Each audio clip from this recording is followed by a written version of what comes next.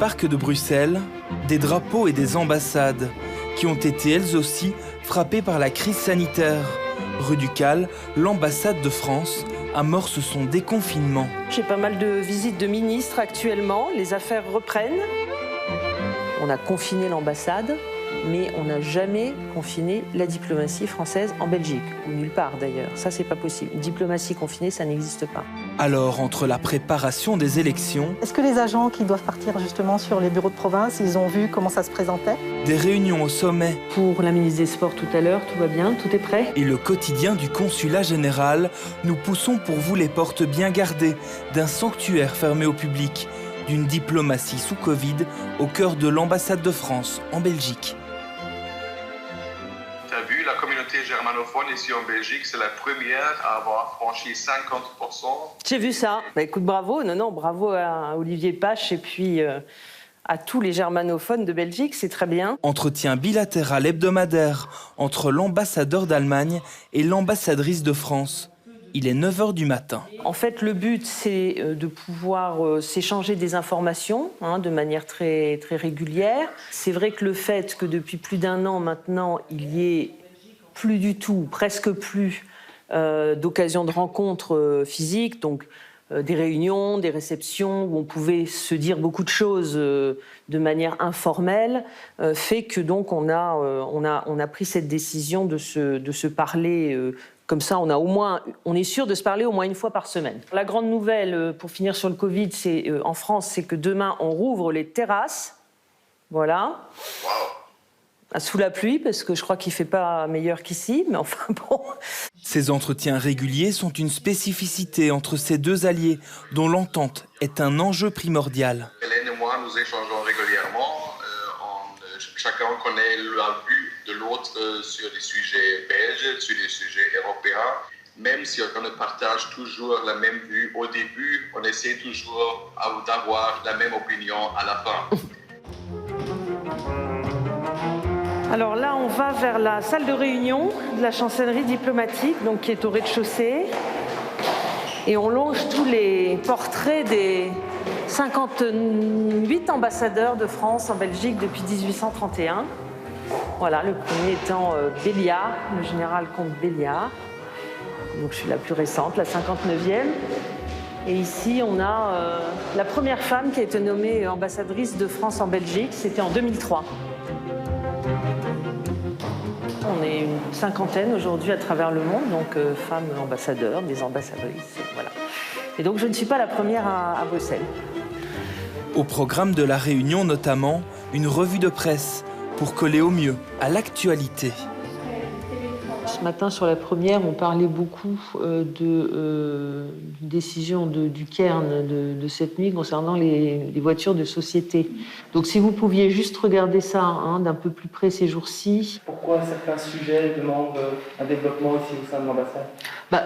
En fait, c'est pour informer notre capitale, c'est pour informer Paris, soit parce que ce sont des sujets dont je sais qu'ils intéressent à Paris, parce les enjeux sont...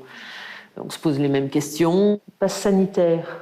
Donc, vous avez vu que nos ministres, nos deux ministres de la Santé et des Affaires européennes proposent une réunion informelle avec leurs collègues européens. Donc, il faut transmettre. Donc, au cabinet de M. Van den Broek et au cabinet de Mme Wilmès. D'autres choses, Sophie? Non? Pierre? Non? Anne, vous aviez d'autres choses? Thomas? Un rôle de trait d'union, mais aussi de gestion plus terre-à-terre, comme celle des contaminations au lycée français. Donc 2 cas, donc la classe et tout le monde à la maison. Ok. Il a fallu effectivement gérer et savoir comment on allait pouvoir faire en sorte qu'on maintienne d'une part l'enseignement, mais aussi que l'on protège les personnels, que ce soit les personnels de direction, le personnel enseignant ou même bien sûr les élèves. Des questions qui se posent aussi à l'ambassade, car il fallait continuer à assurer le service avec un maximum de mesures. Mais lesquelles? Car si l'ambassade est en Belgique, son sol est une souveraineté française. C'est un subtil mélange, c'est-à-dire qu'on se cale au maximum, évidemment, sur les consignes du pays dans lequel nous sommes. Donc, on se cale sur le droit belge, c'est ça notre, je dirais, le socle absolu, et le cas échéant, on peut aller un petit peu au-delà. Est-ce que les agents qui doivent partir justement sur les bureaux de province, ils ont vu comment ça se présentait? Ils étaient avec vous? Et on a fait une petite vidéo du coup pour ceux qui n'étaient pas là. Ouais. Dans le même bâtiment, on trouve aussi le consulat général au service des ressortissants. Et on y prépare des élections, celles des conseillers des Français à l'étranger, cet élu de proximité à choisir le 30 mai. J'ai envoyé aussi un petit mail en ce qui concerne le samedi, la sécurité. Qu'est-ce que vous pensez des horaires proposés, puisqu'on ne va pas aller au square dès 10h? Ce sera peut-être plutôt l'après-midi. Donc on va voir ça avec Delphine un petit peu plus tard, mais je pense que c'est inutile de mobiliser pendant... Ouais. Bon, donc on va descendre au garage. On utilise tout le fond du garage, en fait, pour entreposer le matériel qui sera utilisé dans les différents bureaux de vote. Donc par destination, on a différentes palettes. On a du papier, du matériel de bureau, les différentes urnes qu'on a préparées. Donc là, on a tout ce qu'il nous faut là actuellement. Est-ce qu'il reste encore des éléments manquants d'ici la veille? Non, Tout est déjà en prêt. place. Il y a les cartons avec les mesures sanitaires qui sont préparés aussi, avec tout ce qui est gants, masques et gel hydroalcoolique. C'est un défi de préparer tout ça en pleine crise sanitaire? C'est un défi, oui, effectivement, d'autant que le calendrier a été assez resserré, puisque il y avait une incertitude quand même liée à la réalisation de ce scrutin. Et il n'a été confirmé que vers le mois de février. Donc on a dû se mettre à la tâche assez rapidement suite à cette décision. Parmi les autres missions du consulat général, celle d'état civil, la gestion des passeports, des permis et des cartes d'identité.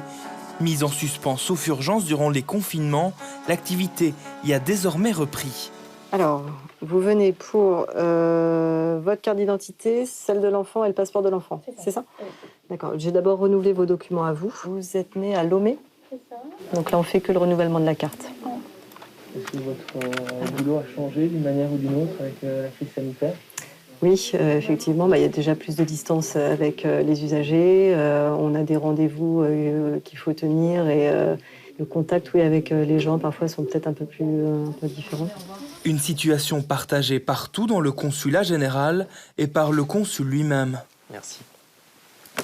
Nos capacités d'accueil, mettre, comme ça a été le cas de nombreuses entreprises, l'ensemble des agents à distance, nous concentrer donc, dans un premier temps uniquement sur les urgences, les cas urgents, les personnes qui devaient se déplacer pour des motifs impérieux, et après, au gré des assouplissements et des dispositions prises par les autorités belges, nous avons pu accentuer notre dispositif de travail, faire revenir une partie des agents pour accueillir le public. Et du côté des retraits, on constate aussi plus de demandes qu'auparavant, pour des passeports notamment.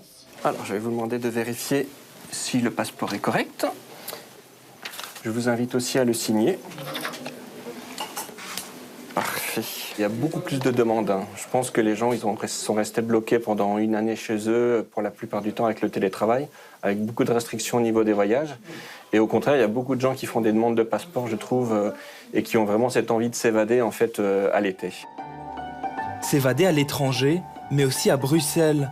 Depuis 1909, cet hôtel particulier est la résidence des diplomates français. Un lieu confidentiel, mais qui ouvrira ses portes en septembre, lors des Journées européennes du patrimoine. Et sécurité oblige, cela se prépare très en avance avec les équipes d'Urban Brussels. Au rez-de-chaussée, on n'a pas encore décidé exactement de... Quel serait le parcours? Quel serait le parcours, quelles seraient les œuvres qu'on mettrait en avant. Et vous faites rentrer les gens dans les pièces ou vous leur... Peut-être, voilà. Habituellement, les ambassades et les résidences ne sont pas des lieux qui sont ouverts au grand public, donc c'est intéressant de permettre au public de voir ce que c'est une ambassade, de voir ce que c'est qu'une résidence de France. Il y a souvent un certain nombre de fantasmes sur le travail des diplomates. Et en plus, en 2022, se tiendra la présidence française de l'Union européenne. Donc pour nous, participer aux Journées européennes du patrimoine cette année, ça a un sens supplémentaire. Donc vous pensez à 2 guides, c'est-à-dire un en français et un qui traduirait, c'est ça? Oui. Et donc on pourrait peut-être avoir 2 visites, par exemple, qui seraient avec traduction. Les lieux n'avaient plus ouvert leurs portes au grand public depuis plus de 20 ans, ou seulement dans le cadre de réception, car ils se prêtent à la diplomatie, à ces échanges en toute discrétion. On peut avoir des déjeuners, des dîners. Évidemment, en période de Covid, on peut beaucoup moins utiliser ce très bel outil, mais on peut néanmoins l'utiliser dans des formats très restreints. Et puis, nous avons par exemple, on peut passer là, donc là, vous voyez, ici, vous pouvez très bien avoir un entretien qui se déroule entre des autorités politiques. Et puis là, il y a une plus grande salle avec une très belle tapisserie qui permet d'organiser, encore une fois, plutôt hors période de restrictions sanitaires, des événements, des remises de décorations, des remises de prix. C'est ici, dans la résidence de l'ambassadrice, qu'ont lieu des réunions au sommet, comme la Task Force transfrontalière. Bien, donc on commence peut-être par un petit point pour préparer donc mon déplacement à Lille. Alors, avec la maire, on parlera beaucoup culture. Des réunions qui ont lieu tous les trimestres. Ça nous permet effectivement régulièrement donc, de nous informer mutuellement de l'avancée de tel ou tel sujet, tel ou tel dossier, faire un point particulier sur les dossiers transfrontaliers. Donc à la demande du ministre des Transports, nous organiserons sans doute en septembre une visite de sa part à Anvers. Et d'ici là, l'heure de refermer la porte sur une ambassade qui prépare doucement son retour à la normale après des mois compliqués d'une diplomatie sous cloche.